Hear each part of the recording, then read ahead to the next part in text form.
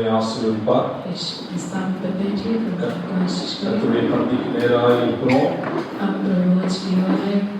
பிரசங்கத்தை நான் சுருக்கி சில காரியங்கள் சொல்லி பந்திக்கு நேராக வழிநடத்தும்படியாக பிரியப்படுகிறேன். நானும் ஒரு சாட்சியை சொல்லணும். கடந்த நாட்கள் கூட்டம் முடிஞ்சோட நானும் பாஸ்டர் பால் அவர்களும் போன அந்த ஃப்ளைட்டு पिछले हफ्ते में जब मीटिंग होने के बाद यहाँ पे मैं और दास यहाँ से जिस फ्लाइट से हम लोग गए थे चेन्नई में लैंड होते समय वो सही से नहीं लैंड किया और जब लैंड होते समय एक व्हील नीचे लगकर 2 बार फ्लाइट जंप होने लगा ऐसी सीधा ऊंचाई में उसने उड़ा लिया. Paul pastor ஒரு ஹார்ட் பேஷண்ட் உடம்பெல்லாம் ஒரு வேத்துச்சு. Paul pastor हार्ट पेशेंट के पूरे उनको पसीने छूटने लगे. எல்லாரும் பயந்துட்டாங்க. अंदर के जितने भी थे सब डर चुके थे. सब चिल्लाने लगे. ரொம்ப 40 அடிக்கு மேல ஒரே மாதிரி மேல ஃப்ளைட் போச்சு. मतलब सीधा एकदम ऊंचाई पर ले चला गया. फिर கீழே இறங்குறப்போ என்ன தெரியல ஒரே நேர்கோட்டில் அந்த ஃப்ளைட் ஒரே இடத்துல வரல. जैसे लैंडिंग के समय में सही से नहीं लैंड कर पाया वो. அந்த நேரா போட்டு வரதுல ரன்வேல பாதியை கடந்துச்சு. और जो सीधा लेने था वो रनवे आधा निकल गया था. உள்ள அந்த விமானி மெயினுக்கு தகவல் சத்தம் போட்டு ஏதோ ஒரு காரியத்தை சொல்லி சொல்லி டக்குனு மேலே अंदर के लोग कुछ तो कहकर चला ऊपर फिर उड़ा लिए उड़ान को. அதெல்லாம் ஒருத்தன் பின்னாடி இருக்கிறவங்க அகமதாபாத்ல அந்த மாதிரியே நடந்துச்சுன்னு ஒருத்தன் கத்துறான். और जो एक पीछे चिल्लाने लगा अहमदाबाद में जैसा हो वैसा हो रहा करके चिल्लाने लगा. சில அழுகும் எல்லாம் வயதானவர்கள் अनेक लोग जो बुजुर्ग भी थे अंदर. முடிஞ்சுச்சுன்னு நினைச்சேன். सबको लगा सब समाप्त हो गए अभी. கர்த்தர் ரொம்ப நல்லவரா இருந்தார். लेकिन प्रभु बहुत बना थे. எல்லாரையும் பத்திரமாய் பாதுகாத்தார். एक बारी को प्रभु ने संभाला. பெட்ரோலை காலி பண்ற அளவுக்கு ஒரு 25 நிமிஷம் மேலேயே ரொம்ப நேரம் வட்டம் முடிச்சது. और बहुत देर तक ऊपर रोड लगाए हम लोग. ஏன்னா அந்த ஃப்ளைட் ரொம்ப குளிர்னாக்கி வேப்பர்ஸ் நிறையா இருக்கும். जो फ्लाइट भी थोड़ा हिल गया तो कार्य अलग होने लगा. பெட்ரோலை காலி பண்ணி தான் கீழே இறங்கணும்னாங்க. पेट्रोल को फिर खाली करके नीचे उतारना. கடல் மேல ரொம்ப நேரம் ஃப்ளைட் சுத்தி கொண்டு இருந்தது. समुद्र के ऊपर बहुत देर तक उड़ा कर रहा था. பலருக்கு சில ஃபர்ஸ்ட் எய்ட் கொடுத்தாங்க. अनेक लोगों को फर्स्ट एड भी दिया. கர்த்தர் கிருபையாக அற்புதமாய் ஜீவனை கொடுத்தார். प्रभु अनुग्रह से हमें जीवन दिया है. எல்லாருக்கும் ஸ்தோத்திரம். ताकि हर एक ने प्रभु का धन्यवाद. ஊழியர்களை ஆண்டவர் ஆசீர்வதித்து கொடுத்தார். पिछले दिनों की 10 की सेवकाई प्रभु आशीष करके दिया. கர்த்தருடைய வார்த்தைக்கு நேராக கடந்து செல்வோம். आइए प्रभु की वचन की ओर हम आगे बढ़ेंगे. வாசிக்க கவனிப்போம். யோவான் எழுதின சுவிசேஷம். आइए पढ़ेंगे यूहन्ना का सुसमाचार 15வது அதிகாரம் 15वां अध्याय 16வது வசனத்தை வாசிக்க கவனிப்போம். 16 वचन को ये चिंतन. யோவான் எழுதின சுவிசேஷம் 15ஆம் அதிகாரம் 16வது வசனம். यूहन्ना 15 का 16.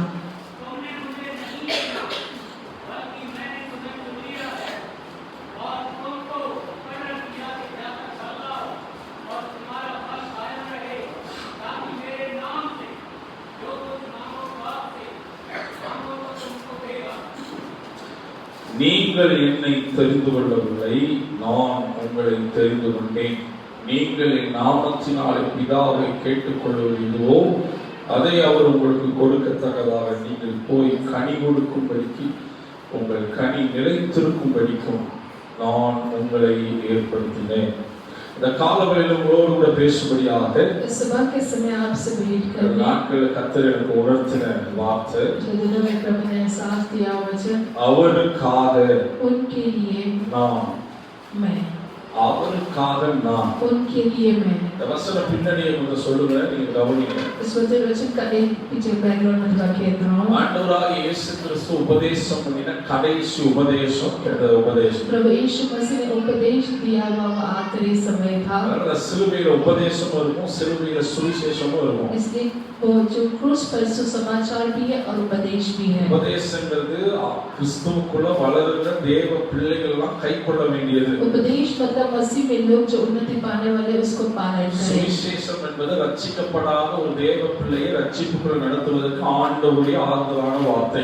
सुसमाचार मतलब जो उद्धार नहीं पाए उनको उद्धार सुसमाचार सुनाकर उद्धार में अगुवाई करने की। உபதேசம் என்பது उपदेश मतलब ஆண்டவருக்குள்ள வந்திருக்கிற தேவ ஜனம் प्रभु में आए हुए जो प्रभु के लोग हैं கர்த்தருக்குள்ள சரியாய் வாழ வேண்டும் என்பதற்காக मसीह में सही रीति से जीने के लिए। நம்ம வாழ்க்கையில பல நேரங்களில் உபதேசத்தை ஃபாலோ பண்ணாதனால कई बार हमारे जीवन उपदेश को पालन ना करने के निमित्त கிறிஸ்தவ வாழ்க்கையில பல பாடுகளும் போராட்டங்களும் நாம் சந்திக்கிறோம். मसीह जीवन में अनेक समस्या और दुख को हम सामना करते हैं। இயேசு கடைசியாய் கொடுத்த ஒரு உபதேசம், तो यीशु ने आखिरी में दिया गया उपदेश है। இயேசு ராபோஜனத்துக்கு போவதற்கு முன்பாக यीशु महाप्रभुज में जाने से पहले கெத்செமனே தோட்டம் சிலுவையின் அனுபவம் வருவதற்கு முன்பாக वो गेत्सेमने की क्रूस के अनुभव आने से पहले சீஷருக்கு உபதேசமாய் சொல்லப்பட்ட அதிகாரங்களிலே चेलों को उपदेश के रूप में कही गई जो யோவான் 13ஆம் அதிகாரத்திலிருந்து 17ஆம் அதிகாரம் வரைக்கும் அது மிக முக்கியமான சில உபதேசங்கள் இருக்கு. यूहन्ना 13वां अध्याय से 17वां अध्याय तक कुछ मुख्य उपदेश उसमें कही गई है। இயேசு கடைசியாய் கொடுத்த உபதேசம், यीशु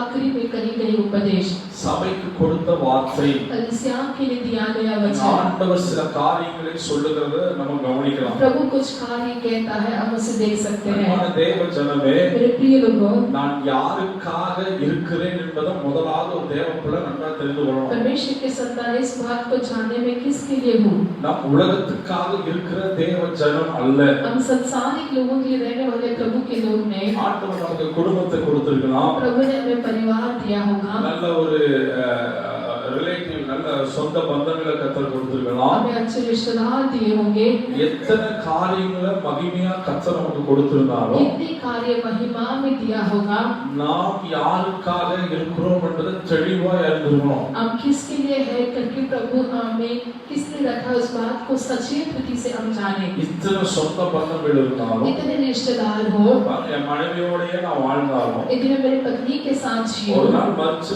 2 பேரும் பரலோகம் போயிட்டோம்னா एक दिन मर के यदि हम स्वर्ग में जाए, என் மனைவி நாங்க போய் நிக்க முடியாது. मैं वहां जाकर रुक नहीं सकता, मेरी पत्नी है, ஒரு செகண்ட் என் கண்ணு திறக்கப்படும். वो एक क्षण में मेरी आंखें खुलेगी। அது எப்போனா நியாய தீர்ப்பு நாள்ல தான் கண்ணு वो திறக்கப்படும். कब मेरे न्याय के समय मेरी आंखें खुल जाएगी, அப்போ எனக்கு ஒரு காரியம் தோணும். तब मुझे एक कार्य आएगा मन में, ஏன்னா நம்ம பரலோகம் போறப்ப இந்த மாம்ச சரீரம் இருக்காது. क्योंकि अब जो स्वर्ग जाएंगे शरीर जो है ये नहीं அந்த रहेगा, மாம்ச சரீரத்துக்கு தான் ஃபீலிங்ஸ் எல்லாம் இருக்கும். और ये शरीर जो है जो इसमें ही फीलिंग्स होते हैं, அதனால இந்த மாம்ச சரீரத்தை நாம் இழந்து விடுவோம். जो इस शरीर को हम खो देंगे। அந்த ஆத்துமா கர்த்தர் தந்த தீபம், वो आत्मा प्रभु ने दिया हुआ दीप அந்த है, ஆத்துமாக்குள்ள ஒரு ஃபீலிங்ஸ் கிடையாது. उस आत्मा में कोई फीलिंग्स नहीं, என் புருஷன் என் பிள்ளைங்க எல்லாம் போய் நிக்க முடியாது. ये मेरा पति है मेरा बच्चा, हम जाकर वहां नहीं रुक सकते, பாதாளத்துல எல்லாமே இருக்கும். लेकिन आधुनिक में वो सब होता है। அதனாலதான் பரலோக ராஜ்யத்துக்கு போற பிள்ளைகளை பார்த்தா அவங்களுக்கு பசி இல்ல, துக்கம் இல்ல, கண்ணீர் இல்ல, வருத்தம் இல்ல, எதுவுமே கிடையாது. इसलिए स्वर्ग राज्य जाने वालों को वचन कहता है वहां दुख नहीं, वहां भूख नहीं,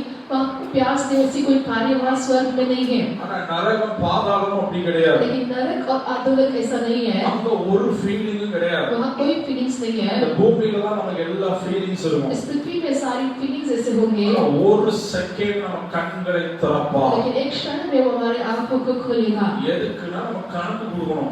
इसीलिए कि हम उसका लेखा दें, எல்லாம் வந்து கணக்கு கொடுக்கணும். सभी आकर वहां लेखा देना पड़ता है, அப்பதான் அவனுக்கு கேட்ட பிரதிபலன் வரும். तभी उसका जो प्रतिफल उसकी और आएगा। பரலோகமே போனாலும் यदि मैं स्वर्ग भी जाऊं, என்னுடைய பிரதிபலன் அப்பொழுது வரும். मेरा प्रतिफल तब आएगा। என் பேர் ஜீவ புஸ்தகத்தில் எழுதப்பட்டிருந்தாலும் यदि मेरा नाम जीवन की पुस्तक में लिखी गई हो, ஒரு பிரதிபலன் உண்டு. अनेक का एक प्रतिफल है। அப்போ நமக்கு என்ன உணர்வு வரும்னா, तब हमें ऐसे एहसास आएंगे, கொடுத்த குடும்பத்தை கர்த்தருக்குள்ள கொண்டு வந்தனா, मुझे दी हुई परिवार को मैंने मसीह में लाया क्या। ஐஸ்வர்யவான் சொல்லுவாங்க, எனக்கு சகோதரர்கள் இருக்காங்க.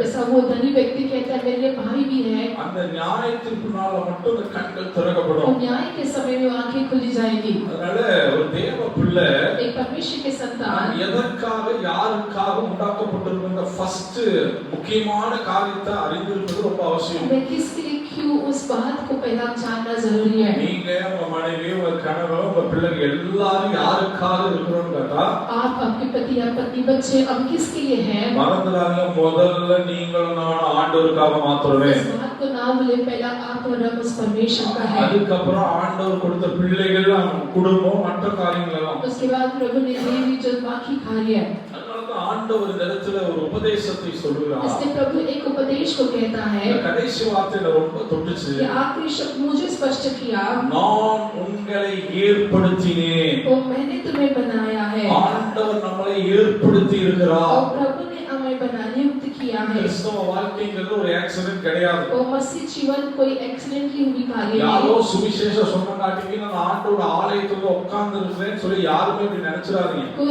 कोई तो आकर मुझे सुसमाचार सुनाया इसलिए मैं यहाँ आया हूँ, ऐसा कोई ना सोचे। உலக தோற்றத்துக்கு முன்பாகவே संसार के सृष्टि के पहले அவருடைய துதியை சொல்லி வரும்படியாக उसकी स्तुति को कहने के लिए உன்னையும் என்னையும் கர்த்தர் ஏற்படுத்தி வைத்திருக்கிறார்। आपको और हमें उसने नियुक्त किया है। அதனால யாருக்குமே இல்லாத பாக்கிய ஸ்லாக்கிய கிறிஸ்துவின் அன்பை நாம் அறிந்து கொள்ள முடிந்தது। इसमें किसी को ना मिली वो भाग्य हमें वो जानने को मिला है। குடும்பத்துல अनेகர் இருப்பாங்க। हमारे परिवार में अनेक लोग होंगे, நம்மளை விட நல்லவர்களா இருப்பாங்க, हमसे बढ़कर अच्छे लोग होंगे, யோக்கியவான்களா இருப்பாங்க। योग्य लोग होंगे। அவர்களை தள்ளி நம்மளை ரட்சித்தார் பாருங்க। उनको हटाकर हमें उसने उद्धार किया। என்ன ரகசியம்னா वो क्या रहस्य है? அவருக்கு என்று நம்மளை ஏற்படுத்தி வைத்திருக்கிறார்। उनके लिए उसने हमें नियुक्त किया है। ஹalleluya हालेलुया। அல்லாஹ் சொன்னா நம்ம எல்லாம் அவருடையவர் என்பதை மறந்துவிட கூடாது। इसलिए वो कहता है कि हम उनके हैं, ये बात को நம்ம ना भूलें। பூமிக்குரியவர்கள் அல்ல, हम पृथ्वी के लोग नहीं, ஓ நான் என் குடும்பத்துக்குரியவன் மாத்திரம் அல்ல, मैं केवल मेरे परिवार का नहीं, இது கூட செத்தா எல்லாம் முடிஞ்சு போயிடும்। यदि मैं मरूं तो सब कुछ समाप्त हो जाएगी। ஆனா நீங்களும் நானும் நித்தியத்துக்குரியவர்களாய் இருக்கும்படியாக உங்களையும் என்னையும் ஏற்படுத்தி வைத்திருக்கிறார்। लेकिन आप और हम अनंत के लिए प्रभु ने पहले से नियुक्त किया है। அதனால இந்த உபதேசம் ரொம்ப மிக முக்கியமானது। इसलिए ये उपदेश बहुत जरूरी है। தேவ பிள்ளை இத மட்டும் மறந்துடவே கூடாது। परमेश्वर के संतान इस बात को ना भूलें, நான் தேவனுக்குரியவன், मैं परमेश्वर का हूँ, நான் தேவனுக்குரியவனாய் அழைக்கப்பட்டிருக்கிறேன், परमेश्वर का होकर मैं बुलाया गया நான் हूँ, தேவனுடைய பிள்ளையாய் मैं அழைக்கப்பட்டிருக்கிறேன், परमेश्वर के संतान के रूप में बुलाया நான் गया हूँ, தேவ ஜனமாய் मैं அழைக்கப்பட்டிருக்கிறேன்। प्रभु की प्रजा के समान बुलाया गया हूँ। ஆண்டவர் நம்மை ஒரு நோக்கத்துக்காக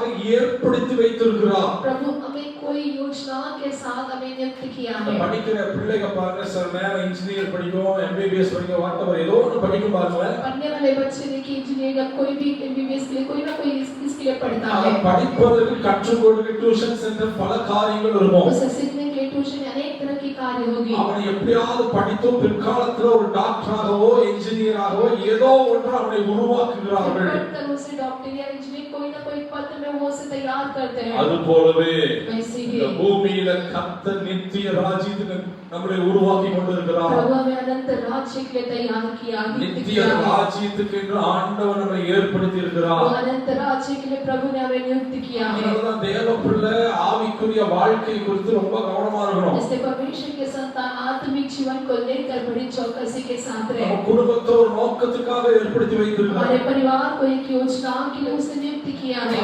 விவாகம் யாவருக்குள்ள கனம் உள்ளதா? वो विवाह जो हर एक के अंदर आदर योग्य है। குடும்பங்கிறது கனமுள்ளது। एक परिवार मतलब वो आदर योग्य है। அது ஆண்டவர் ஒரு நாள் கனவீனப்படுத்துவதே கிடையாது। कभी परमेश्वर से निरादर नहीं करता।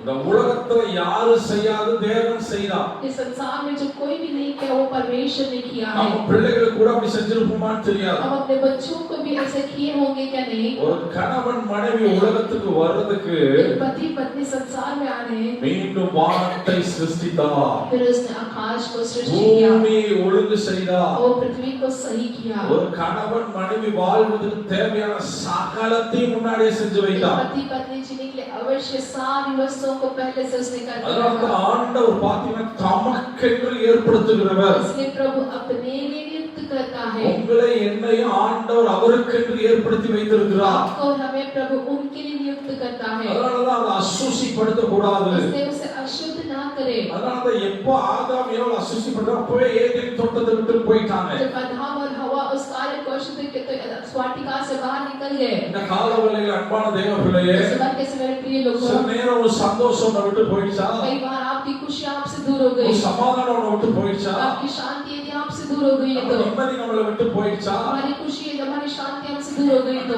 நம்ம ஏதேன் தோட்டத்துல வைத்திருக்கிற நம்ம ஆண்டவர் குடும்பத்துல வைத்திருக்கிறாரே लेकिन प्रभु ने वेदन वाटिका में हमें रखा है முதல் நோக்கம் என்னன்னா इसकी पहली योजना ये है எனக்கு என் மனைவிக்கு என் பிள்ளைகளுக்கு அல்ல वो मुझे मेरा पत्नी मेरे बच्चों के लिए नहीं நம்பர் 1 அவர் வந்து நமக்குள்ள அசைவாடும்படியா वो आकर हम परतावा लेने के लिए கடைசியா பரலோகம் போறதுக்கு முன்னாடி சிலுவைக்கு போறதுக்கு முன்னாடி ஆண்டவர் சொன்ன ஒரு மிக முக்கியமான ஒரு உபதேசம் इससे आखिरी में क्रूस में जाने से पहले उन्होंने कई भी मुख्य उपदेश है நீங்க எனக்காக ஏற்படுத்தப்பட்டவர்கள் आप मेरे लिए नियुक्त किए गए हैं குடும்பம் எனக்காக ஏற்படுத்தப்பட்டது परिवार मेरे लिए नियुक्त किया है அவர் நமக்காக அவருக்காக நம்மளை ஏற்படுத்தி வைத்திருக்கிறார் उनके लिए हमें नियुक्त किया है இத நம்ம வாழ்க்கையில் நல்லா தெரிஞ்சிருக்கணும் इस बात को आज से समझ रहे ஒரு வசனத்தை வாசிங்க एक और वचन को पढ़िए யோவான் எழுதின சுவிசேஷம் यूहन्ना का सुसमाचार का पुस्तक 15வது அதிகாரம் 15वां अध्याय வாசித்த वचन திரும்ப 16 வாசிங்க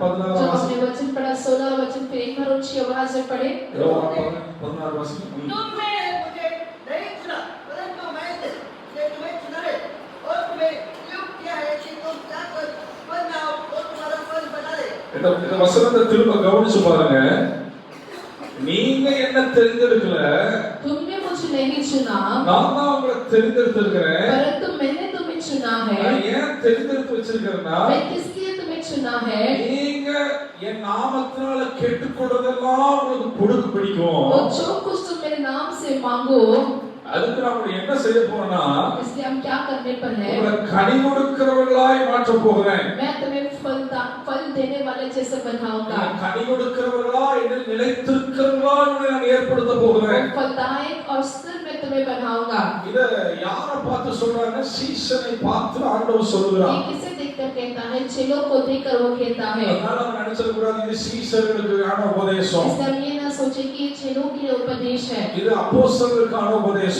प्रेरितों के लिए उपदेश है பாருங்க சீசர்களை ஆண்டவர் அப்போஸ்தலராய் மாற்றினார் वो चेलों को परमेश्वर ने प्रेरितों के रूप में बनाया சீசத்துவக்கு அப்போஸ்தலருக்கு வித்தியாசம் இருக்கு चेलों में और प्रेरितों में फर्क है இது தெரியாம தான் இன்னைக்கு நிறைய ஊழியங்கள் நிறைய நேரத்துல நம்ம வந்து வஞ்சிக்கப்பட்டு விழுந்து போகிறோம் हम इस बात का फर्क ना चाहते हुए अनेक लोग इस विषय में बहकाना चाहते நல்ல हैं சீசனை ஒரு காலம் வருகிற பொழுது அவர் வரங்களை கொடுத்து அப்போஸ்தலராக மேய்ப்பர்களாக ஆண்டவர் உருவாக்குகிறார் एक अच्छे चेले को परमेश्वर समय नियुक्त के समय आने पर उसे वरदान देकर उसे प्रेरित के समान प्रभु नियुक्त करता है அந்த கனமான ஊழியத்துக்கு அழைக்கிறார் वो आदरियों के सेवकाई में उसे बुलाता है எல்லாரையும் கர்த்தர் சீசனாய் வைத்திருக்கிறார் हर एक को प्रभु चेला के रूप में रखा है மத்தேயு 28:19 நீங்க வாசிச்சு பாத்தீங்கன்னா मत्ती 28 का 19 वचन कहता है உலகம் எங்கும் போய் तुम पूरे संसार जगत में जाकर முதல்ல அவர்களை சீசராக்கி पहला उन्हें चेला बनाओ பின்பு பிதா குமாரன் பரிசுத்தாவின் நாமத்தினால ஞானஸ்நானம் கொடுக்கணும் फिर पिता पुत्र पवित्र आत्मा के नाम से उन्हें बपतिस्मा दो ஆனா இந்த உபதேசத்தவே சில நேரம் சபை மாற்றி விட்டது लेकिन उस उपदेश को कलीसिया ने कई बार बदल दिया है அதோட முக்கியமான முடிவு பண்ணிட்டோம் वो हम सोचते आते ही हम डूब जाए सोचते हैं அவன் सभை விட்டு போயிடக்கூடாது वो कलीसिया छोड़कर ना चला जाए சீசன் ஆகாம அவன் தேவனோடு கூட நடக்க முடியாது वो चेला बने भी घर वो वहाँ कलीसिया के साथ नहीं चल सकता யோர்தான் நதியிலேயே போய் முங்கினாலும் சரி यदि यर्दन नदी में भी जाकर डुबकी लगाए பெரிய ஊழியக்கார கையில போய் ஞானஸ்நானம் எடுத்தாலும் சரி बड़े सेवक के हाथ से भी क्यों ना बपतिस्मा दे சீசன் ஆகாம ஞானஸ்நானம் எடுப்பது வேஸ்ட் हम चेला बने भी घर बपतिस्मा लेना व्यर्थ है ஏன்னா அவரை நம்மளே அறியாம எரி நரகத்துக்கு தள்ளுகிறோம் लेकिन हम अपने अनजान में उन्हें नरक में हम धकेलते हैं அதனால ஒரு சபைக்கு வந்து ஒரு வருஷம் 2 வருஷம் சீசத்துவத்தை கற்றுக்கொள்ளணும் एक कलीसिया में आकर पहला 1 या 2 साल चेले की खाने को वो सीखे அவன் சீசனாய் மாறணும் वो चेला बन जाए அப்ப இந்த வசனம் நம்ம எல்லாருக்காகவும் சொல்லப்பட்டது और ये वचन हम हर एक के लिए कही गई है எல்லாரையும் கர்த்தர் சீசனாய் ஏற்படுத்தி இருக்கிறார் हर एक को प्रभु ने चेला बनाया है ஆண்டவர் உங்களை சீசனாய் வைத்திருக்கிறார் प्रभु ने चेले के रूप में रखा है அன்பான தேவ பிள்ளையே முதல்ல நீ யாருன்னு பார்த்தா पहला आप कौन है देखिए உன் கணவனுக்கு நல்ல மனைவி என்பது அல்ல अपने पत्नी को अच्छा पत्नी वो नहीं உன் மனைவிக்கு நீ ஒரு நல்ல கணவன் என்பதும் அல்ல अपने पत्नी को आप एक अच्छा पति உன் ऐसा नहीं பெற்றோருக்கு நீ ஒரு நல்ல பிள்ளை என்பதும் அல்ல हमारे माता पिता को तुम एक अच्छे पुत्र ऐसा உங்க नहीं, பிள்ளைக்கு நீங்க நல்ல ஒரு பெற்றோர் என்பதும் அல்ல, तुम्हारे बच्चों के लिए आप अच्छे माता पिता ऐसा नहीं, சகோதரனுக்கு நீங்க ஒரு நல்ல சகோதரன் என்பதும் அல்ல, आप अपने भाई बहनों के लिए आप अच्छे भाई बहन नहीं, சகோதரிக்கு நீ ஒரு சகோதரி என்பதும் அல்ல, आप आपकी बहन के लिए एक अच्छी बहन नहीं, ஒரு சகோதரனுக்கு நீ ஒரு நல்ல சகோதரன் என்பதும் அல்ல, आपके भाई के लिए एक अच्छे भाई नहीं, ஒரு சகோதரனுக்கு நீ ஒரு நல்ல சகோதரி என்பதும் அல்ல. आपके भाई के लिए एक अच्छे बहन नहीं, முதல்ல ரட்சிக்கப்பட்ட நான் யார் என்று சொன்னார், पहला उद्धार पाया और मैं कौन हूँ, அவருக்கு நான் ஒரு நல்ல ஒரு சீசன். मैं उसके लिए एक अच्छा चेला हूँ। அதான் இயேசு சொல்வாரு, यीशु कहता है, நான் பிரிவினை ஏற்படுத்த நான் வந்தேன். मैं अलगपन को लाने के लिए आया। மாமனாருக்கும் சரி மருமகளுக்கும் மாமியாருக்கும் சண்டை உண்டாக்க வந்தேன்னு சொல்வாரு. तो प्रभु कहता क्या मैं सास बहू में झगड़ा दिलाने आया? அப்படின்னா அவர் என்ன அர்த்தத்துல சொல்ல வராரு? कौन सी अर्थ से वो कहते हैं? மேலோட்டமா பார்த்தா புரியாது. उसे अगर ऊपर से देखेंगे हमें ना समझ है। என்ன அர்த்தம்னா उसका अर्थ यह है, எல்லாவற்றையும் பார்க்கிறோம். ये सबसे बढ़कर முதல்ல நான் ஆண்டவருடைய சீசன், पहले मैं प्रभु का चेला हूँ, நான் ஆண்டவருடைய பிள்ளை. मैं प्रभु का संतान हूँ। இந்த சீசர்கள் மறந்து விடக்கூடாது என்பதற்காக தான் चेले इस बात को ना भूले इसीलिए கடைசியா உபதேசம் பண்ணுகிறப்போ आखिर में ये उपदेश देते हैं, அவர் சொன்ன வார்த்தை, நான் உங்களை எனக்குன்னு ஏற்படுத்தி வைத்திருக்கிறேன். मैं तुम्हें अपने लिए नियुक्त किया है। ஹalleluya. हालेलुया। நீங்க ஆண்டவருக்கென்று ஏற்படுத்தப்பட்டவர்கள். आप प्रभु के लिए नियुक्त किए हैं। ஒரு நாளும் மறந்துடாதீங்க. इस बात को आप कभी ना भूलें। நீங்க எந்த ஒரு காரியத்துக்கும் முதலாவது ஏற்படுத்தப்பட்டவர்கள் அல்ல.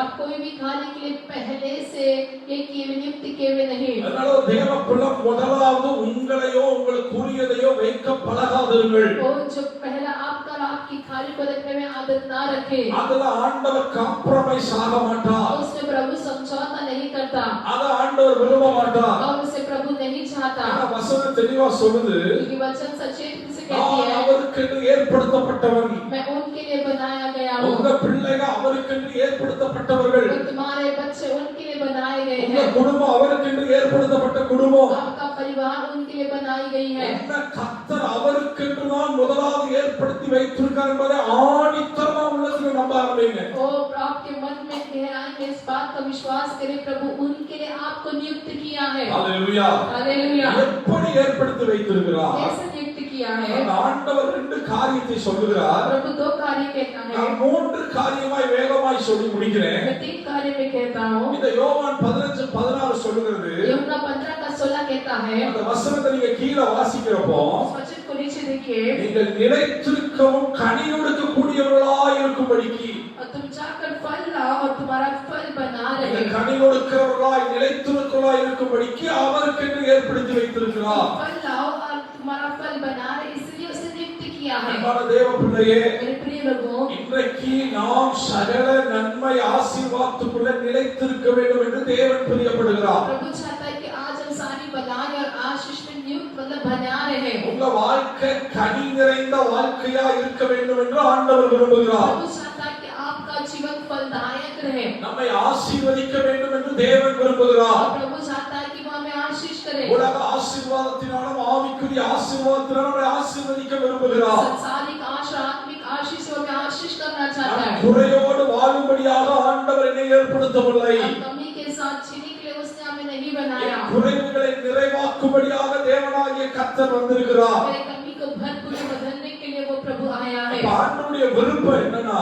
प्रभु की मर्जी ये है, இந்த உபதேசத்துடைய மிக முக்கியம் என்னன்னா, ये उपदेश का मुख्य कार्य ये है, நிலைத்திருக்கணும்னு சொல்லி ஆண்டவர் விரும்புகிறார். तुम स्थिर बना रहो, प्रभु चाहता है। நான் கனி கொடுக்க வேண்டும் என்று ஆண்டவர் விரும்புகிறார். प्रभु चाहता है कि तुम फल लाओ। அப்படிதான் கர்த்தர் எல்லாவற்றையும் ஏற்படுத்தினார். वैसे ही प्रभु सब कुछ नियुक्त किया। ஆண்டவரோட படைப்பை கவனிச்சு பாருங்க. प्रभु की सृष्टि को देखिए, அவர் சொல்றார், எல்லா ஜாதி வகையில மரங்கள் செடிகள் உண்டாக கடவுளுங்கிறாரு. वो सारे जात जात के पेड़ वृक्ष पौधे पर उत्पन्न हो। மாங்காய் மரத்தை பாருங்க, எத்தனை ஜாதி மாங்காய் பழங்கள் இருக்கு. वो यदि हम आम के पेड़ या देखेंगे तो कितने तरह तरह का आम या कैरी है। நீளமா மாம்பழம், குட்டையா மாம்பழம், குண்டா மாம்பழம், ஒல்லையா மாம்பழம், என்னென்னமோ மாம்பழம் இருக்கு. आम में आप देखेंगे तरह तरह का है उसमें। தங்கள் தங்கள் ஜாதியின் படி உண்டாக கடவுள்னு சொன்னோனே, अपने अपने जात के हिसाब से उत्पन्न हो, जब प्रभु कहते ही எல்லா வெரைட்டி மாம்பழம் உருவாக ஆரம்பிச்சிருச்சு. सब एक एक तरह का जो आम जो उत्पन्न होने लगा। எத்தனை வெரைட்டி வாழைப்பழம் இருக்கு பாருங்க. कितने तरह का खेना है, பச்சை கலர், மஞ்சள் கலர், குண்டா, சிகப்பு கலர், பல கலர்ல இருக்கு. वो लाल हरा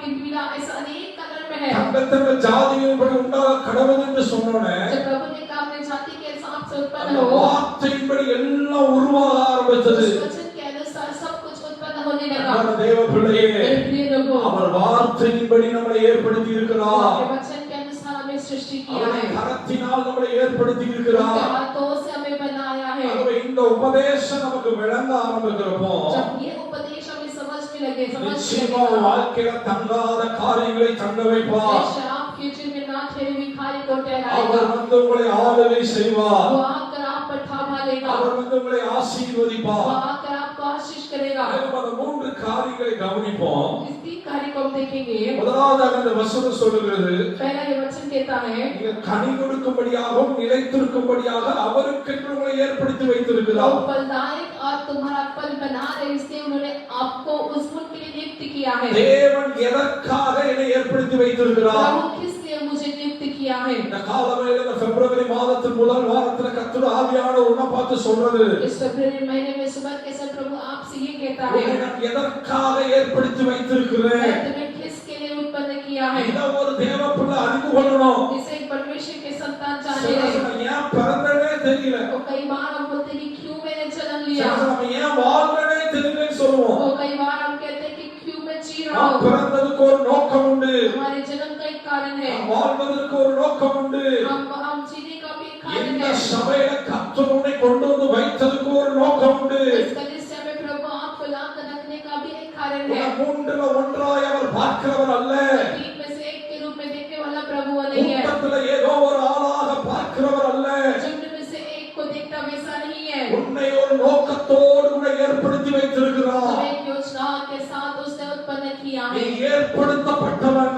आप उत्पन्न किए गए हैं। அவருடைய காரியத்துக்காக கர்த்தர் உன்னை பிரித்தெடுத்திருக்கிறார். उनके कार्य के लिए प्रभु ने आपको अलग किया है। அதனால இந்த காலவெளியில ஆண்டவருடைய சமூகத்தில் நீ வந்து அமர்ந்திருக்கிறார். इसलिए सुबह के समय उनके समूह में आप बैठे हैं। என்னை எதற்காக ஏற்படுத்தி வைத்திருக்கிறார்? आपको किसके लिए नियुक्त किया है? இத ஒரு தேவ பிள்ளை நன்றாக அறிந்து கொள்ளணும். इसे एक परमेश्वर के संतान जाने रहे। நம்பர் 1, என்னை எதற்காக ஏற்படுத்தி வைத்திருக்கிறார் पहला என்றால், मुझे किसके लिए नियुक्त किया है? யோவான் 15:4-5 வாசிக்கிறப்போ वही 15वां अध्याय का 4था वचन देखिए, அந்த 4 வசனம், ஒருவன் என்னில் நிலைத்திருந்தால், यदि तुम मुझ में बने रहो, அப்ப என்ன தெரியுமா, நான் அவரில் நிலைத்திருப்பதற்காக ஏற்படுத்தப்பட்டவன். मैं उसमें बने रहने के लिए मुझे नियुक्त किया है। இந்த நிலைத்திருந்தாங்கிற வார்த்தை இந்த புத்தகத்துல 12 முறை வருது. तो नियुक्त किया हुआ ये शब्द जो 12 बार इस पुस्तक में आई है। நீ நிலைத்திருந்தால், यदि तुम बने रहो, யோவான்ல விசேஷமானது என்னன்னா, यूहन्ना के पुस्तक में विशेष कार्य ऐसी है, நானே கர்த்தர். நான் என்கிற வார்த்தை தமிழ்ல 18 முறை, இங்கிலீஷ்ல 20 முறை வரும். मैं ही परमेश्वर करके तमिल में 18 बार, इंग्लिश में 20 बार लिखी गई है। அதுக்கு அடுத்து பாத்தீங்கன்னா, நீங்க நிலைத்திருந்தால், मतलब इसके बाद ये कहते हैं तुम बने रहो। தேவனுடைய பிரியம் என்னன்னா, परमेश्वर की चाहत ये है, நான் கர்த்தருக்குள்ள நிலைத்திருக்க வேண்டும் என்பதுதான் மிக முக்கியமான உபதேசம். मैं प्रभु में बना रहूं, ये मुख्य उपदेश है। நான் ஆண்டவருக்குள்ள நிலைத்திருக்க வேண்டும் என்று தேவன் விரும்புகிறார். प्रभु में बना रहूं, प्रभु चाहता है। நமக்குள்ள ஒரு கேள்வி இருக்கும், हमारे अंदर एक सवाल होगी, பாஸ்டர், ரட்சிக்கப்பட்ட நாள்ல இருந்து கிறிஸ்தவனா தான் நான் இருக்கிறேன். मैं उद्धार पाए हुए दिन से मैं मसीह हूँ। என்றைக்கு இயேசுவை அறிந்து கொண்டோமோ அன்றையிலிருந்து கிறிஸ்தவனாக தான் இருக்கிறேன். जिस दिन से मसीह को जाना, उस दिन से मैं मसीह हूँ। பேர் கிறிஸ்தவத்தை குறித்து இந்த இடத்துல ஆண்டவர் உபதேசம் சொல்லவில்லை. वो नाम के मसीह को लेकर यहाँ इस उपदेश नहीं कहती, எல்லாரும் கிறிஸ்தவர்கள் தான். सभी तो मसीह कहलाते हैं। உலகம் முழுவதும் பார்த்தீங்கன்னா 70% கிறிஸ்தவர்கள் தான். संसार भर में देखेंगे 70% मसीह लोग कहलाए ஆனா जाते हैं। 70%ல எத்தனை பேர் கிறிஸ்துவுக்குள்ள நிலைத்திருக்கிறாங்க? उस 70% में कितने लोग मसीह में बने हैं? நம்ம கிறிஸ்தவர்களா இருக்கலாம், आप मसीह हो सकते हैं, ஆனா கிறிஸ்துவின் வார்த்தை நமக்குள்ள நிலைத்திருக்கிறதா? लेकिन मसीह का वचन क्या आप में बना है? நம்ம கிறிஸ்தவர்களா இருக்கலாம், क्या आप मसीह कहलाए जाएंगे? கிறிஸ்து எனக்குள்ள நிலைத்திருக்கிறாரா? क्या मसीह मुझ में बना है? அந்த கர்த்தருடைய போஜனத்துக்கு முன்பாக இயேசு சொல்லுகிற வார்த்தை அதுதான். यीशु प्रभु भोज के सामने यही कहता है। இந்த மாத கர்த்தருடைய பந்திக்கு முன்பாக ஆண்டவர் உன்னை என்னை பார்த்து சொல்லுகிற வார்த்தை இதுதான். इस महीने में इस प्रभु भोज के सामने प्रभु आपसे हमसे यही कहता है, நீ என்னில நிலைத்திருந்தால், तो मुझ में यदि बना நீ रहे, என்னில நிலைத்திருந்தால், यदि तुम मुझ में बना रहे, நிலைத்திருப்பது என்று சொன்னால் உடைய ஆவிக்குரிய அர்த்தம் என்னன்னா, बने रहना मतलब उसका आत्मिक अर्थ ये है, அவரோடு ஐக்கியப்படுவது என்பது அர்த்தம். उनके साथ एक मेल मिलाप या संगति में बना रहे யார் கிறிஸ்துவுக்குள்ள நிலைத்திருக்கிறார்களோ मसीह में बना है அவர்கள் ஆண்டவரோடு ஐக்கியப்பட்டிருப்பாங்க. वो प्रभु के साथ एक मेल मिलाप में रहेंगे யார் ஆண்டவரோடு ஐக்கியப்பட்டிருக்கிறார்களோ जो प्रभु के साथ ऐसा बना है அவர்கள் தான் ஆண்டவருக்குள்ள நிலைத்திருக்கிறாங்க. और वे लोग ही प्रभु में बने रहेंगे ஆண்டவருக்குள்ள ஐக்கியப்படுவதுனா என்ன? प्रभु में संगति में बना रहना मतलब क्या है அதை எப்படி எளிதாய் புரிந்து கொள்ளலாம்? हम उसे आसानी में कैसे समझे ஆராதிப்பது, आराधना करना செபிப்பது, प्रार्थना करना வேதத்தை தியானிப்பது, वचन को ध्यान करना இந்த மூன்று அனுபவங்கள் தேவனோடு கூட ஐக்கியப்பட்டிருப்பதற்கான மிக முக்கியமான அடையாளம். ये तीन अनुभव परमेश्वर के करीब रहना या संगति में रहने का अर्थ है அதான் பிசாசு இங்க கையை வச்சுட்டே இருப்பான். इसलिए शत्रु यहाँ पे हाथ रखा होता है நீங்க நல்லா கவனிச்சு பாருங்க.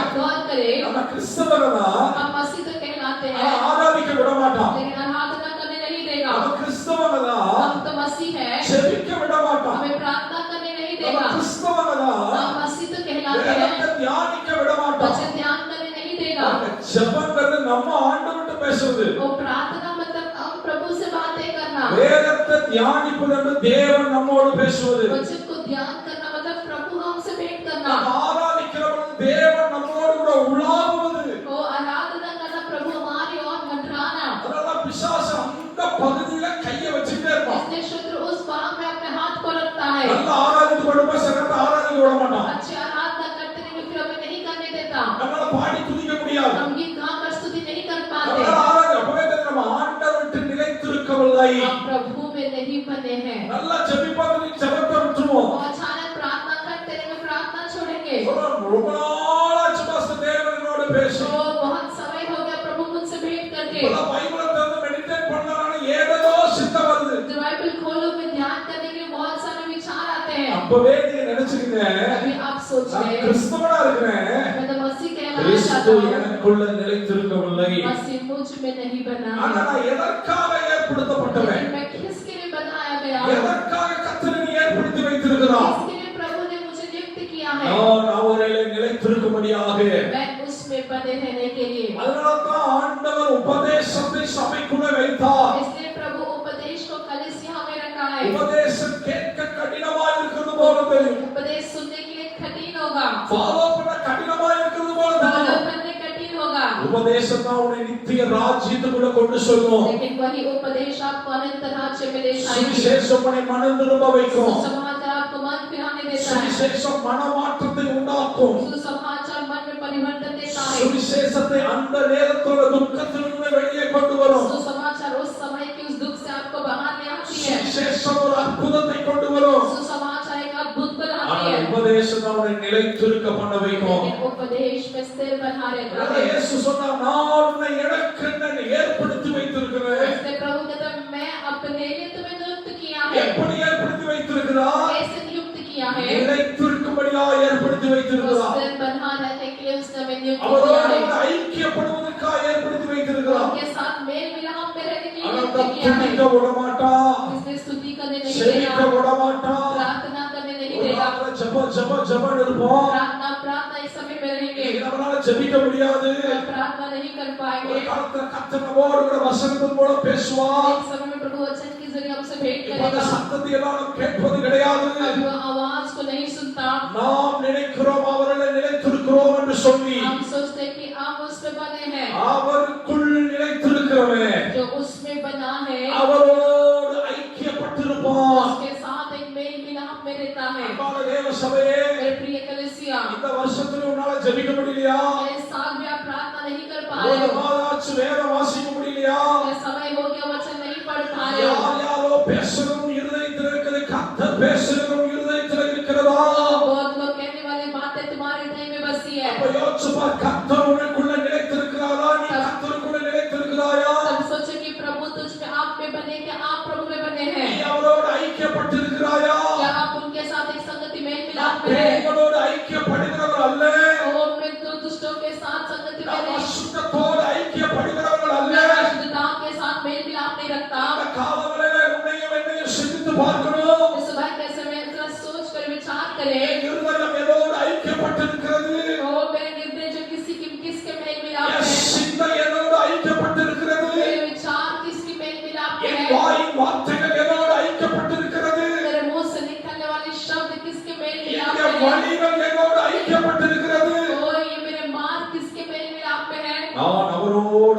படுத்திருந்தார். यदि मैं उसके साथ एक संगति में நான் रहूं, அவருடையவனாய் நிலைத்திருப்பேன். मैं उसका बना रहूंगा, எல்லா நன்மைகளும் நமக்குள்ள வரும். सारी भलाई मुझ में आएगी। ஒரு வசனத்தை வாசிச்சு பாருங்க. आइए पढ़ेंगे एक वचन, மத்தேயு எழுதின சுவிசேஷம் 13ஆம் அதிகாரம் 8வது வசனத்தை நீங்க வாசிக்கிறப்போ मत्ती का सुसमाचार 13 का 8 पढ़िए। அந்த விதம் மூலமா கனி 30, 60, 100 பலன் கொடுத்ததாம். और उस बीज के जरिए फल जो है 30, 60 और 100 गुना फल देने लगा। வாசிக்க நேரம் அந்த வசனத்தை நோட் பண்ணிக்கங்க. 13:8 அதோட ஆவிக்குரிய அர்த்தம் என்ன பாஸ்டர்? 13 का 8 नोट करके रखिए। उसका अर्थ ये कहता है நம்ம ஆண்டவரோட கஞ்ச பிசாரியா ஆளை பார்த்து ஆசீர்வதிக்கிறவரா? कि हमारा परमेश्वर कंजूस है कि जो इंसान को देखकर वो आशीष करता அத है। ஒருத்தருக்கு 30 தராரு, ஒருத்தருக்கு 60 தராரு, ஒருத்தருக்கு 100 தராரு.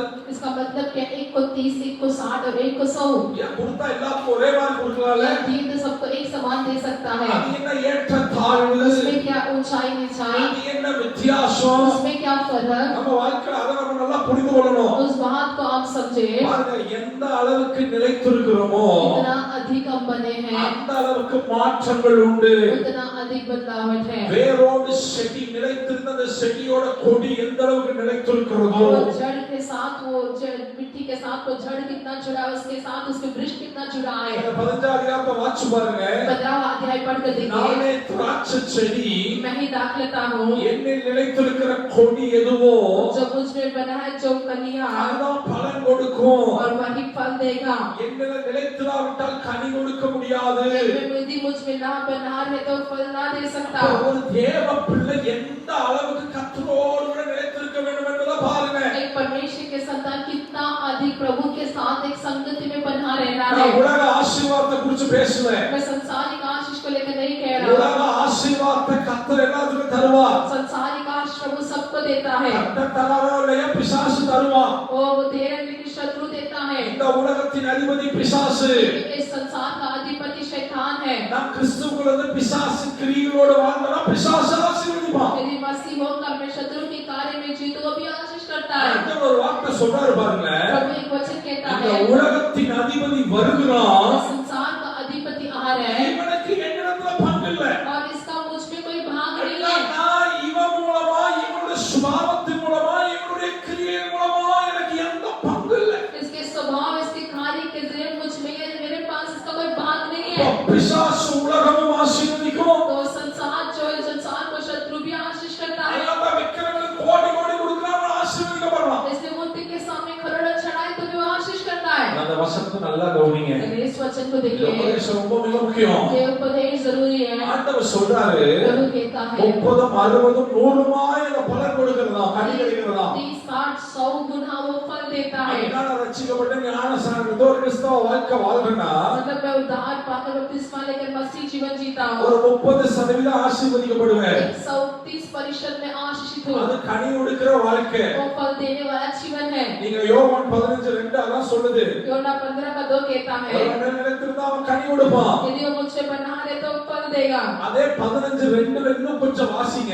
15 के 2 में और अच्छा लिखा है, நிலைத்திருப்பது மாத்திரமல்ல, सिर्फ बना रहना ही தன்னை नहीं, சுத்தப்படுத்திக் கொண்டே இருக்கிறவன் अपने आप को जो शुद्ध करता रहता है, அதிக கனிகளை கொடுப்பான். अधिक फलदायक रहेगा। இந்த வசனம் நல்லா இருக்குமா? சுத்தப்படுத்திக் கொண்டே இருக்கிறவன். शुद्ध करते जो रहता है, ஒருத்த கனி கொடுக்கிறான், அவன் நிலைத்திருக்கிறான். एक जो फल दे रहा है वो स्थिर बना है, அவனுக்கு 30% ஆசீர்வாதம். उसको 30 गुना आशीष है। இன்னொருத்தர் இருக்கிறான், அவன் தன்னை சுத்தப்படுத்திக் கொண்டே இருக்கிறான். एक जो अपने आप को शुद्ध करते रहता है, அதான் 60 அதிக கனிகளை கொடுக்கிறான். उसको 60 मतलब थोड़ा अधिक फल देता है। அதே 15 வாசி பாருங்க.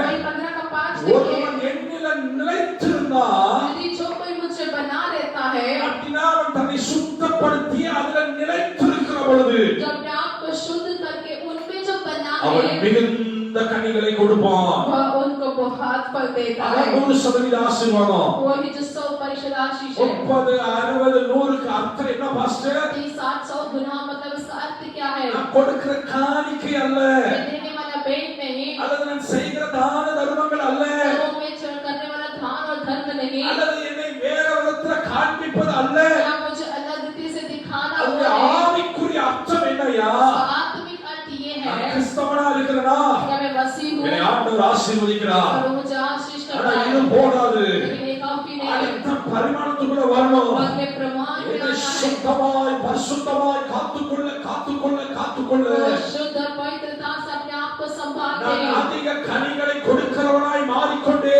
இருப்பேன். मैं अधिक फल देने वाले के समय बढ़ता जाऊंगा। என்னை பரிசுத்தமாய் காத்து அதில் நான் நிலைத்திருக்கிற பொழுது अपने आप को पवित्र संभाल कर जब उसमें बना நான் रहूंगा, மிகுந்த கனிகளை கொடுக்கிறவனாய் மாறுகிறேன். बहुत फलदायक बना रहूंगा। இயேசுவின் உபதேசம் என்ன சொல்கிறது? यीशु का उपदेश क्या कहती என்னை है? கனி நிறைந்தவனாய் ஏற்படுத்தல, वो मुझे फलदायक नहीं बनाया, அதிக கனி கொடுக்கிறவனாய் இந்த பூமியில என்னை ஏற்படுத்தல.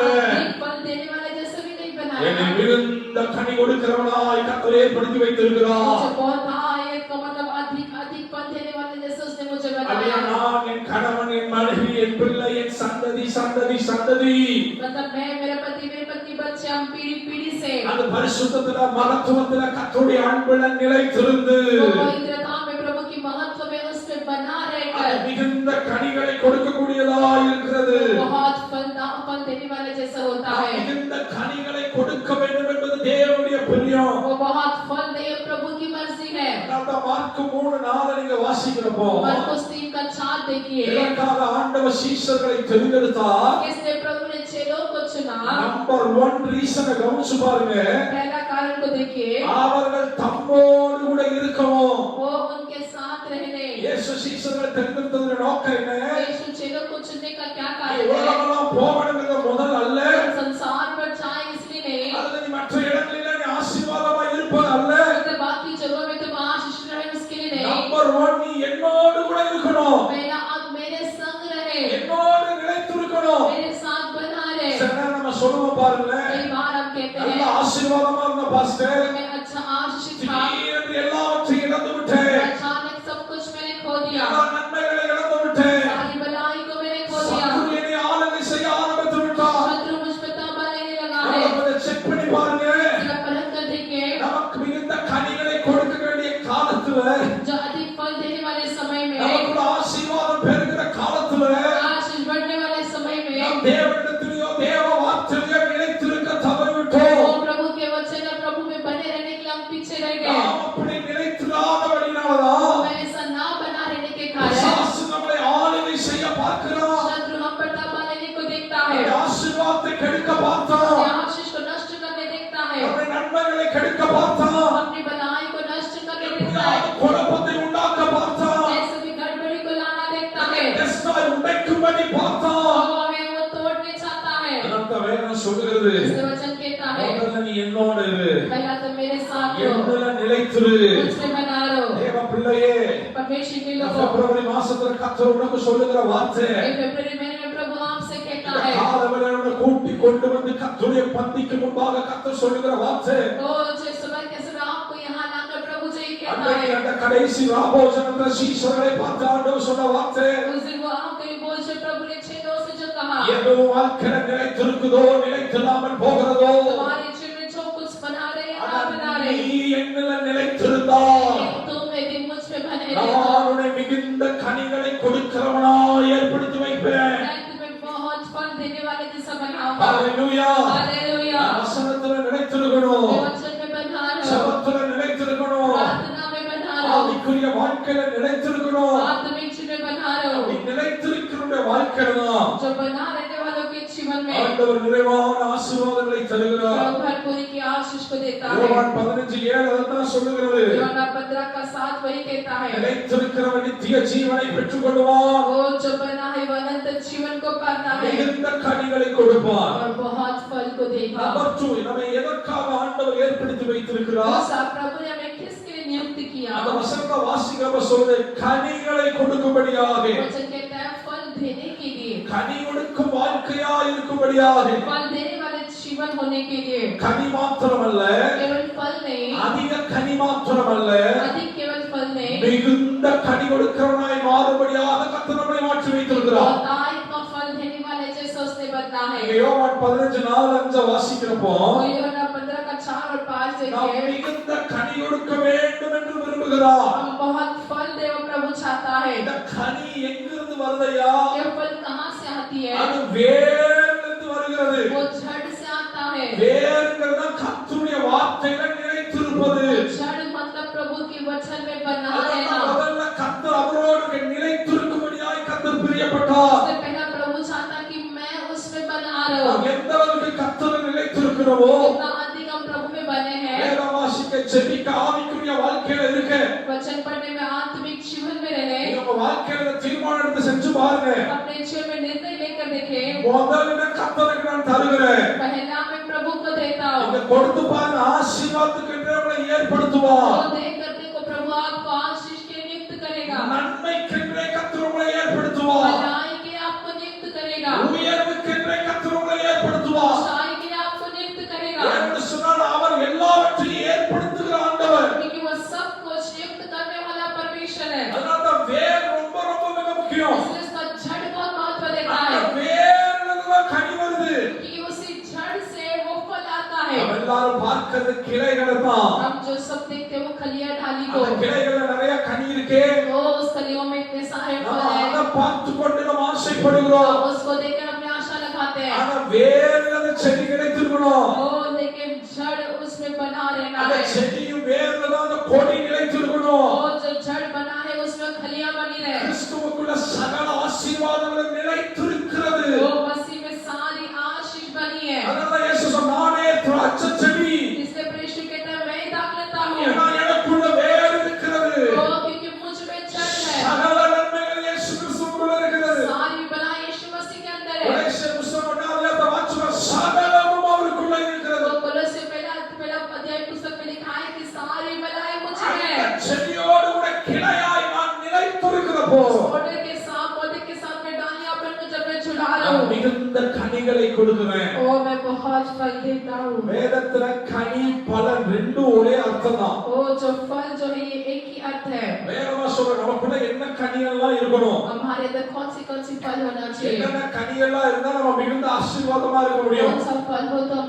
बहुत आशीष पाएंगे டெய்லி நமக்குள்ள இருக்க வேண்டிய கனிகள் என்ன प्रतिदिन हमारे अंदर रहने वाला क्या फल है மத்தேயுடைய சுவிசேஷம் 3:8 வாசிச்சு பாருங்க मत्ती का सुसमाचार 3:8 देखिए மனம் திரும்புவதற்கு ஏற்ற கனிகளை கொடுங்கள் என்று யோவான் ஸ்நானகன் சொல்லுகிறார் यूहन्ना कहता है कि मन फिराओ के योग्य फल लाए ஒவ்வொரு நாளும் மனம் திரும்புவதற்கு ஏற்ற கனிகளை கொடுக்கணும் वो मन फिराओ के लिए योग्य फल लावे நம்ம எல்லாருக்குள்ள மாம்சம் வேலை செய்யும் हम सबके अंदर शरीर जो कार्य करता है யாரா இருந்தாலும் சரி कोई भी हो மாம்சம் வேலை செய்யாத ஆளே இருக்க முடியாது वो जो शरीर काम ना करे ऐसा कोई मनुष्य ना होगा இடர்கள் வரும் वो जो डगमगाने की स्थिति होती है வரும் उदासी आती है கோபம் எரிச்சல் கசப்பு எல்லாம் வரும் क्रोध कड़वाहट जलन सब आएगी அதனால தான் ஆண்டவர் நீ என்னென்ன நினைச்சிருந்தீங்கன்னா इसलिए प्रभु कहते तो मुझ में ही बना ஒரு रहे டைம் ஆண்டவர் நம்மளோட பேசி நம்மளை உணர்த்தி கனிநிறங்களாய் மாற்றுவார் एक समय आएगा वो हमसे भेंट करके फलदायक बनाता है அதனால தான் நமக்கு இருக்க வேண்டிய கனி மனம் திரும்புவதற்கு ஏற்ற கனி இருக்கணும் वो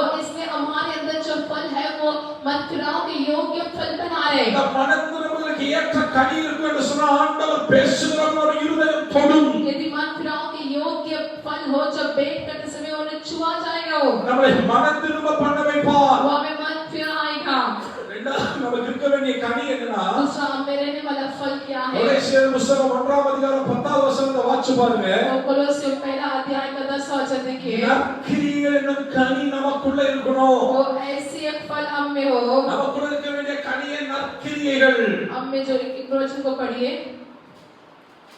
வாசிங்க நேரம் ताकि तुम्हारा चाल चलन प्रभु के योग्य हो और वह सब प्रकार से प्रसन्न हो और तुम में हर प्रकार के भले कामों का फल लगे और तुम परमेश्वर की पहचान में बढ़ते जाओ।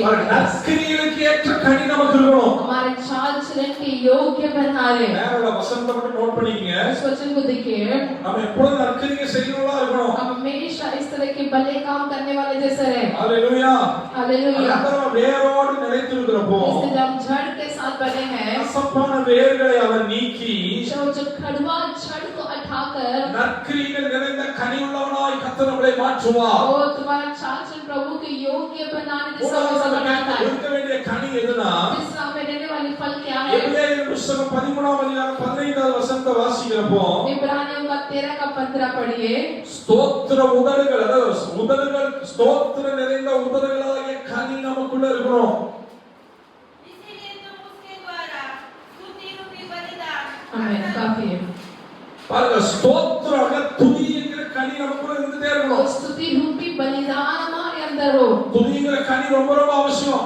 स्तुति का फल बहुत जरूरी है, அந்த துதிங்கிற கனி தான் சத்துருவை ஜெயிக்க வைக்கும். क्योंकि वो स्तुति का फल हमें शत्रु से जय दिलाता है। நீங்க துதிக்க துதிக்க துதிக்க உங்க முன்னாடி சத்துரு நிற்க முடியாது. आप स्तुति करते करते शत्रु आपके सामने ठहर नहीं पाएगा। நான்காவதாக நமக்கு இருக்க வேண்டிய இன்னொரு கனி எதுனா, चौथा रहने वाला और एक फल ரோமர் 1:13 வாசிக்கிறப்போ रोमियो का 1:13 कहता है, புறஜாதிகளுக்கு முன்பாக நிற்கிற பலன் என்று சொல்லப்பட்டிருக்கும். अन्य जातियों के सामने रुकने वाला फल, அப்படின்னா ஆத்தும ஆதாயத்தின் கனி நமக்குள்ள அவசியம். मतलब आत्मा का खटनी का फल हमें चाहिए। ஆத்துமாக்களை ஆதாயம் பண்ணுகிற கனி நமக்கு ரொம்ப அவசியம். आत्माओं को खटनी करने का फल हमें अवश्य है। நம்மட்ட கர்த்தர் அனுப்புறான்னு சொன்னாங்க, ஆத்தும ஆதாயம் பண்ணணும். यदि प्रभु हमें किसी के पास में से वो आत्मा का खटनी करे, சத்தியத்துக்குள்ள நடத்தணும். सत्य में अगुवाई करे, அது ஆத்தும ஆதாயம். कोई आत्मा का खटनी, ஆத்தும ஆதாயம் நல்லா தெரிந்து கொள்ளுங்க. वो आत्मा का खटनी को देखे சபைக்குள்ள நடத்துவது மாத்திரம் ஆத்தும ஆதாயம், அது ஒரு 10% தான். केवल कलीसिया में चढ़ाना ना, वो केवल आत्मा की खटनी नहीं। யூதா 1 அதிகாரத்துல வாசிப்பார், சிலரை அக்கினியிலிருந்து வெளியே எடுத்து तो यहूदा पहला अध्याय में लिखा कि कुछ लोगों को तो उस आग की भट्टी से बाहर निकाल कर, அதுதான் ஆத்தும ஆதாயம். वो वही आत्मा का खटनी है। இன்னைக்கு மெகா சர்ச் என்ன பண்ணுதுன்னா, आज मेरा चर्च ने इस तरह लाया, சபையில ஆத்துமாக்கள் உள்ளதால ஆத்தும ஆதாயம் பண்றவங்க. तो कलीसिया में आत्मा को लाए तो आत्मा को खटनी करते हैं। பைபிள் அப்படி சொல்லுதே. लेकिन वचन ऐसा नहीं பவுல் कहता। புறஜாதிகளுக்கு முன்பாக நின்று சுவிசேஷத்தை அறிவித்து அவர்கள் மீட்டெடுத்து கொண்டு வருவது ஆத்தும ஆதாயத்தின் கனி. पौलुस कहता है कि अन्य जातियों के सामने जाकर उनको सुसमाचार सुनाकर उनको वहां से ले आना वही आत्मा का खटनी है, அதுதான் சபையுடைய வேலை. वही कलीसिया का काम है। உங்க வேலை என்ன? लेकिन आपका क्या काम ஆத்துமாக்களை है? கொண்டு வருது. आत्माओं को ले आना। என் வேலை என்ன தெரியுமா? मेरा काम क्या அந்த है? ஆத்துமாவை பரலோகத்துக்கு கொண்டு வருது. उस आत्मा को स्वर्ग ले जाना, வேரோடு இணைக்க வைப்பது. तो जड़ के साथ जोड़ना। அதனால இந்த கனிகள்லாம் நமக்கு தேவை. इसलिए ये फल हमें अवश्य है। உங்களை குற்றம் சாட்டுவதற்காக அல்ல உபதேசம். वो आपको कमी कहने के लिए उपदेश नहीं है, உங்களை கடிந்து கொள்கிற உபதேசம் உங்களை ஏதோ காயப்படுத்த அல்ல. वो आपको खटीने आपको चोट पहुंचाने के लिए नहीं, உங்க குறையை சொல்லி காட்ட அல்ல. आपकी कमी को कहने के लिए नहीं। நம்ம ஆத்துமா பரலோகத்துக்கு நேரா கொண்டு போகணும். हमारी आत्मा स्वर्ग की ओर ले நீ जाए। குடிச்சுக்கிட்டே இருப்ப, நீ சிகரெட் அடிச்சுக்கிட்டே இருப்ப, நீ பாவ வாழ்க்கையில இருந்துகிட்டே இருப்ப. आप पीते रहेंगे, सब गलत काम पाप की काम करते रहेंगे, உனக்கு நான் பிரைஸ் லார்ட் போட்டு கும்பிடு போட்டுனா உன்ன ஆத்துமாவை பரலோகத்துக்கு கொண்டு போக முடியாது. लेकिन मैं तुमको प्रेज लॉर्ड बोल के आपके साथ अच्छी मेल मिला, प्रभु तुम्हें स्वर्ग में नहीं ले जाऊंगा आपको। நான் நிரம்புவேன், என் வயிறு நிரம்ப, அவ்வளவுதான். मैं भरूंगा, मेरे पेट भरेगा। ஆனா ஆத்துமா ஆதாய கனி என்ன தெரியுங்களா? आत्मा का कटने का फल मतलब क्या அந்த है? தாகம் என்ன தெரியுங்களா? उसका प्यास क्या है? ஆலயத்துக்கு கொண்டு வரது அல்ல. आपको बहुत में ले आना नहीं, உன்னை இயேசு என்று சொல்லுவது அல்ல. आपको यीशु के बारे में कहना है। ஆத்துமாவை பாதாளத்துக்கு தப்புவித்து வசனத்தை கொடுத்து உன்னை நித்திய ராஜ்யத்துக்கு கொண்டு போவது. आपकी आत्मा को अधोलोक से बचाकर वो अनंत उस वचन को देकर वो अनंत जीवन को मुझे ले जाना। அதனால விசுவாசியே, इससे विश्वास நம்ம हो, எல்லாருக்கும் இந்த கனி ரொம்ப அவசியம். आप सबको ये फल अवश्य है। ஆலயத்துக்கு கொண்டு வந்து ஆத்துமா ஆதாயம் என்று நினைக்காதே. तो ये ना सोचे कि मैंने आत्मा का कटनी किया, அது பரலோகத்துக்கு போனத கணக்கு நம்ம தான் கொடுக்கணும். जब स्वर्ग जाने ही गया वो तो हमें हिसाब हमें को देना है। அதனால வேதம் சொல்லுகிறது, इसलिए वचन कहता है, அவள் கடைசி வரைக்கும் நின்று पौलुस अंतिम समय तक ஆத்துமா रुका। ஆதாயத்தின் பலன் என்று சொன்னால் கனி என்று அர்த்தம். वो आत्मा का फल कटनी मतलब फल को दर्शाता है। நேராச்சு ரோமர் 6:22 வாசிச்சு பாருங்க. रोमियो 6:22 कहता है, பரிசுத்தம் என்னும் பலன் நமக்கு இருக்கணும். பரிசுத்தம் என்பது ஒரு கனி. वो पवित्रता का फल हमें वो भी एक फल है। அந்த கனி நமக்கு ஒவ்வொரு நாளும் இருக்கணும். वो फल हमारे अंदर हर दिन हो, அது மிகுந்து காணப்படணும். वो हमें बड़ा उन्नति पाया हुआ जैसा हो। பரிசுத்தம் இல்லாமல் யாரும் தேவனை தரிசிக்க முடியாது. बिना पवित्रता कोई परमेश्वर का दर्शन नहीं ले सकता। பரிசுத்தம் என்னும் கனியை கர்த்தர் எதிர்பார்க்கிறார். वो पवित्रता के इस फल को प्रभु चाहता है। ரோமர் 15:28 வாசிச்சு பாருங்க. और रोमियो 15:28 से के உத்தரவாதமுள்ள ஊழியம், वो जो जिम्मेदारी से भरी हुई सेवाएं, பிரதிஷ்ட ஊழியம் ரொம்ப ரொம்ப அவசியம். मतलब समर्पित किया हुआ, मतलब सौंप कर किया हुआ, அது ஒரு கனி. वो एक फल है। பிரதிஷ்டருக்கு பாருங்க ஒரு கனி. जो समर्पित है वो भी एक फल है। எத்தனை பிள்ளைங்க பிரதிஷ்ட பண்ணீங்க மறந்துடாதீங்க. कितने बच्चों को आपने समर्पित किया इस बात को ना भूले। அது ஒரு கனி, அழுகி விடக்கூடாது. वो एक फल है, वो फल नष्ट ना हो। பிரதிஷ்ட பண்ணப்பட்ட பிள்ளை जो समर्पित किया गया बच्चा, அது கர்த்தருடைய பார்வையில உன் குடும்பத்துல அது ஒரு கனி. वो परमेश्वर की दृष्टि में आपके परिवार से वो एक फल है। அது மூளையில பிரச்சனை கெட்டு போயிடும். यदि वो ऐसा कोने में बैठा रहे तो वो खराब हो जाएगा, அழுகி போயிடும். वो नाश हो जाएगा। பிரதிஷ்டை ஒரு கனி. वो समर्पित एक फल है. எல்லார் மேல ஒரு பிரதிஷ்டை இருக்கு. हर एक पर एक समर्पित होगा. பிரதிஷ்டையை தாண்டி போகவே முடியாது. समर्पित को पार करके नहीं जा पाते. பிரதிஷ்டை தான் உங்களை நடத்தி கொண்டு போகும். क्योंकि वही समर्पित आपको आगे चढ़ाता है. ஒரு ஊழியத்தை இஷ்டத்துக்கு செய்ய முடியாது. वो सेवकाई को अपनी मर्जी से नहीं कर सकते. விருப்பத்துக்கு ஏற்ற மாதிரி பேச முடியாது. वो चाहत के अनुसार नहीं बोल सकते. அப்படி பேசினா பிரதிஷ்டையை விட்டு போய் விட்டோம் என்று அர்த்தம். वो उसका अगर गए तो उसका अर्थ है कि समर्पित से दूर हो रहे हैं. மனுஷன் பிரதிஷ்டையை விட்டு போயிட்டானா एक मनुष्य समर्पित से दूर हो रहा है. அப்பவே அவன் மேல அபிஷேகம் போயிடும். तभी उस पर जो अभिषेक है दूर हो जाता है. எலியா சொன்னான், एलिया कहता है, ஓ கர்த்தாவே, काफी है प्रभु, பிரதிஷ்டை முடிஞ்சிச்சு, समर्पित हो गया. எங்கடா कहां है? அடுத்தவனுக்கு ஊழியத்தை கொடுத்து நேரா கிளம்பிட்டார். वो दूसरे को सेवकाई देकर उठो चलो, प्रभु ने कह दिया. மறந்துறாங்க, பிரதிஷ்டை விட்டு போயிட்டீங்கன்னா आप उन्हें कह दिया हम अपने समर्पित से दूर जाए. இந்த கர்த்தருடைய நடத்துதல் முடிஞ்சிச்சுன்னா தனது கனியெல்லாம் ரொம்ப அவசியம். आप पर जो प्रभु की अगुवाई थी वो समाप्त हो गई. அவமானம் வந்தாலும் துக்கம் வந்தாலும் பாரம் வந்தாலும் கஷ்டம் வந்தாலும் தீமை வந்தாலும் वो लज्जा या दुख कितना भी आ जाए, உங்க மேல ஒரு பிரதிஷ்டை இருக்கு.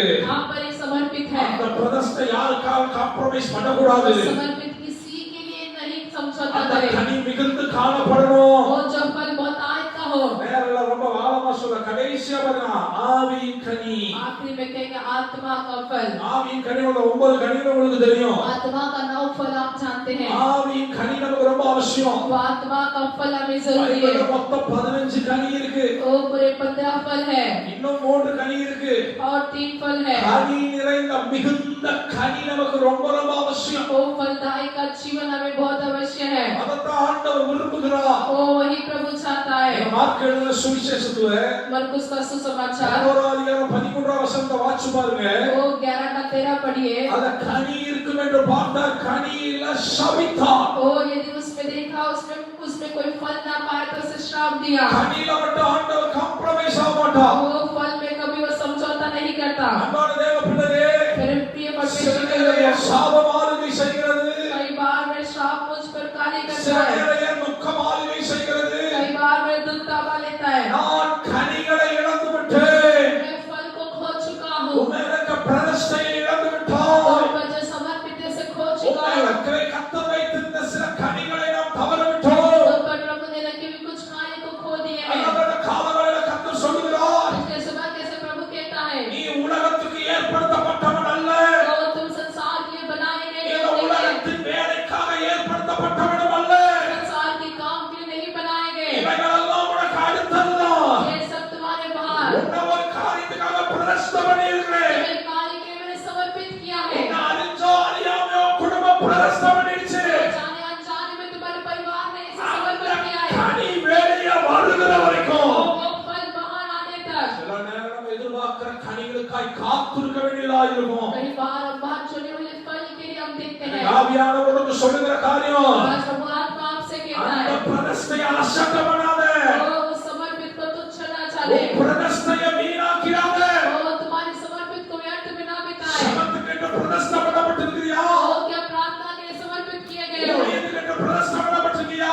सेवकाई के लिए समर्पित किए गए இந்த हो? கிரியைகளை கொடுக்கிறவனாய் பிரதிஷ்டை பண்ணப்பட்டிருக்கிறியா? वो अच्छी खाने करने के लिए समर्पित किए गए हो? तो மனம் திரும்புவதற்கேற்ற பிரதிஷ்டை பண்ணப்பட்டிருக்கிறியா? मन फिराव के समर्पित किए गए हो? துதிக்கிறவனாய் பிரதிஷ்டை பண்ணப்பட்டிருக்கிறியா? स्तुति करने वाले जैसे समर्पित किए गए हो? இந்த பிரதிஷ்டையை இழந்துட்டு, वो इस समर्पित को खोकर, இந்த கனியை நான் இழந்துட்டு इस फल को मैं खोकर, சில கனிகளை தேடிக் கொண்டிருக்கிறோம். मैं कुछ फल की खोज में இந்த है. கர்த்தருடைய பந்தியில உனக்கு வருகிற உபதேசம் என்ன தெரியுமா? प्रभोज में आपको आने वाले उपदेश क्या है? என் ஆசீர்வாதம் போச்சு மாஸ்டர், वो मेरे आशीष चली गई. என் நன்மை போச்சு, காத்திருக்கிறான், அழுகிறேன் என்று சொல்லுகிறாயோ? वो मेरी भलाई चाहती है.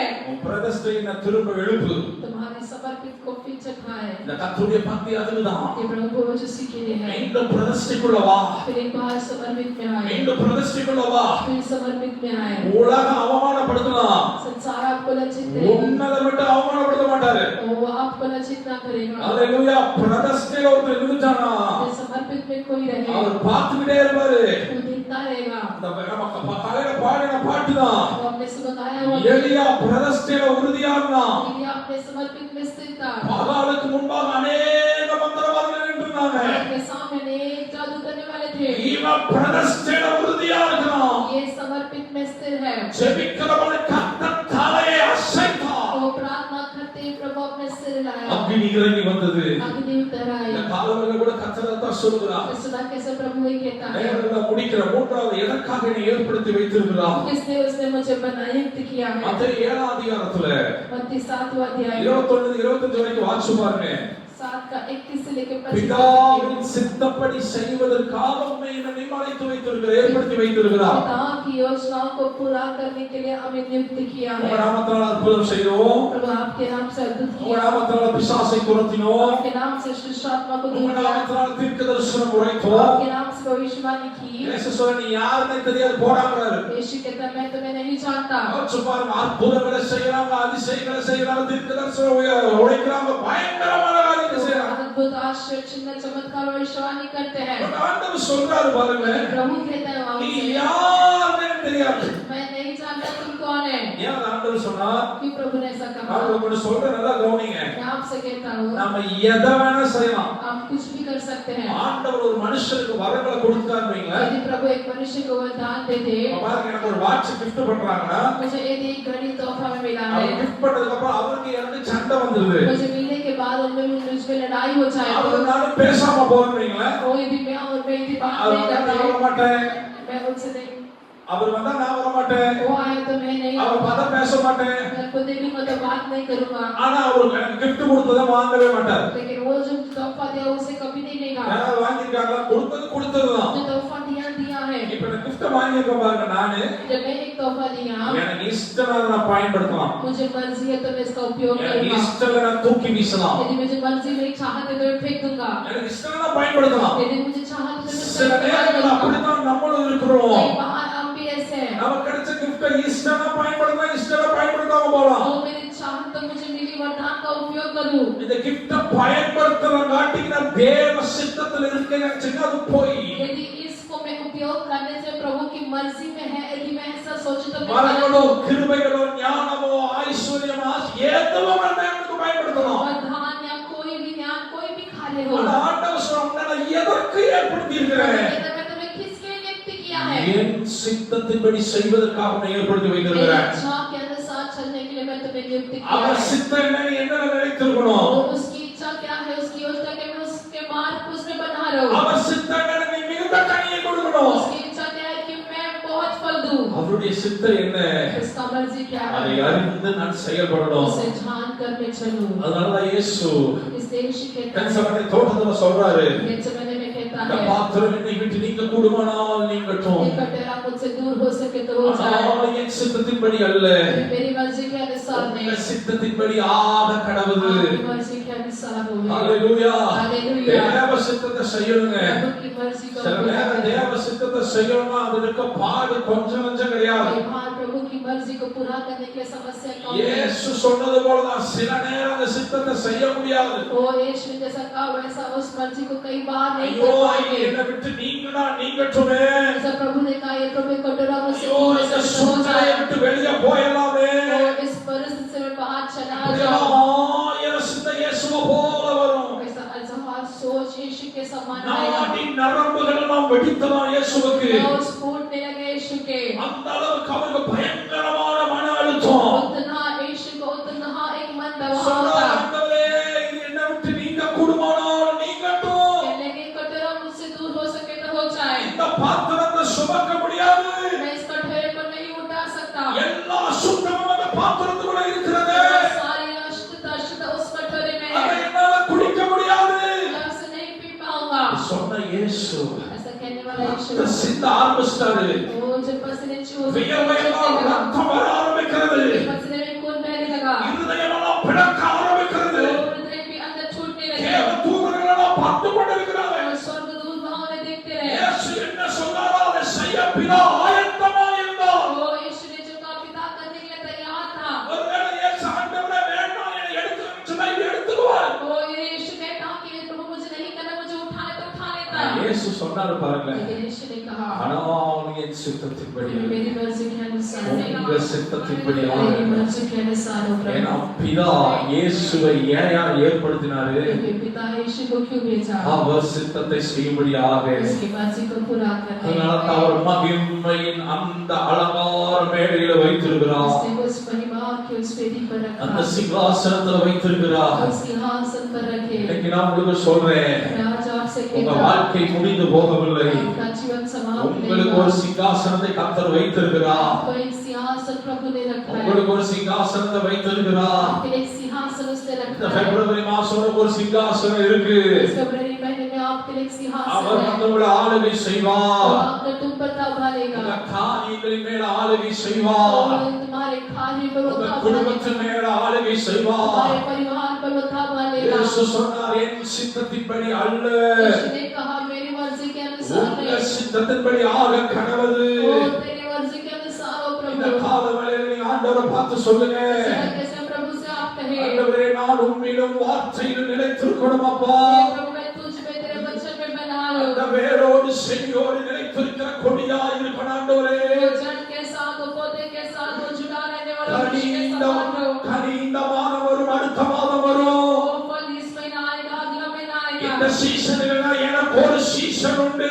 तो ये चला नहीं, मेरे लिए चला है। எனக்கு இன்றைக்கு இந்த சீசன் ட்ரையா இருக்கணும், तो आज ये समय मेरे लिए सूखा இந்த होगा, சீசன் காலியா இருக்கணும். तो जो ये समय मेरे लिए खाली होगा, அதான் நான் செடியோடு மரத்தோடு இணைக்கப்பட்டிருக்கிறேன். और इससे वृक्ष और वृक्ष जड़ के साथ में जुड़ा हो, அந்த மரம் வேரோடு இணைக்கப்பட்டிருக்கிறது.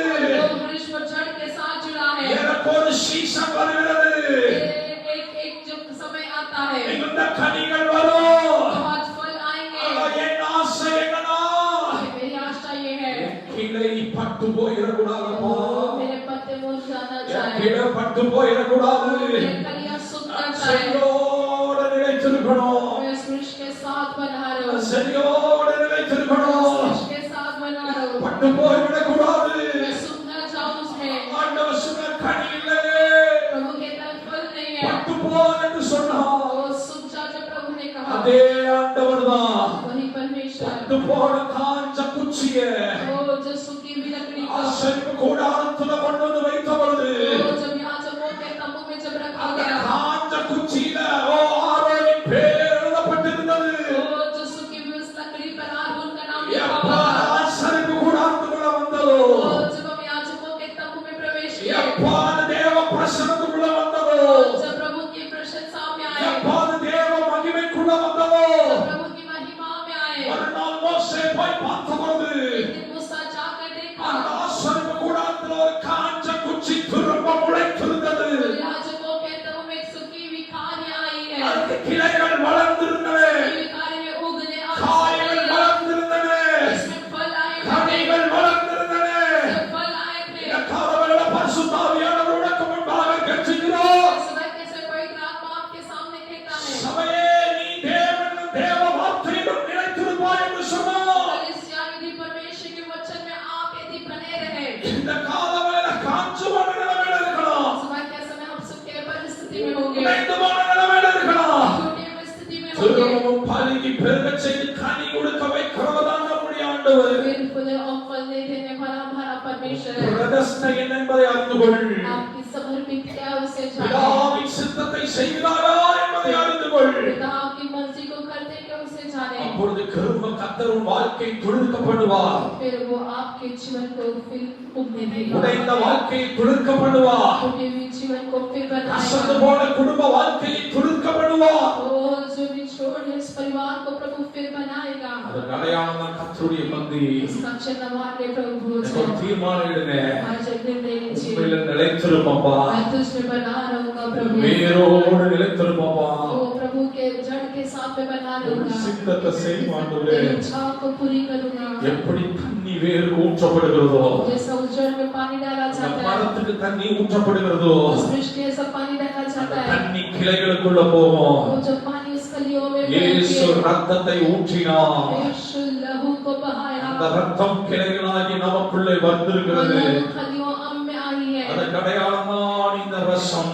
उसके जो चिन्ह ये धाक रस है, அந்த மரத்துக்கு அடையாளம் தான் அப்பமாகிய சரீரத்தின் அடையாளமாகிய இந்த அப்பம். वो इस वृक्ष का जो ये चिन्ह यही रोटी, இருக்கிற இடத்துல எல்லாம் எழுந்து நிற்போம். भाई अपने स्थान पर खड़े हो ஒழுங்கி जाएं, ஞானஸ்தானம் எடுத்தவர்கள் जो कोई डूबकर बपतिस्मा लिए हैं, ஆண்டவருடைய சமூகத்தில் கர்த்தருடைய பந்திக்கு என்று ஆயத்தப்படுவோம். प्रभु भोज में तैयार हो जाएं। இந்த காலவேளையிலே इस विवाह के समय இந்த में வசனத்தை வாசிப்போம். இந்த வார்த்தையை வசிப்போம். इस वचन पर विश्वास करें, அந்த வார்த்தையை ஜெபிக்காம இருப்போம். इस वचन के अंदर इस वचन के जरिए प्रार्थना करें। ஆண்டவருடைய பந்திக்கு காத்துக்கிட்டுங்க. ओ प्रभु भोज में तैयार हो जाए। ஆண்டவரை பார்த்து சொல்லுங்க. ओ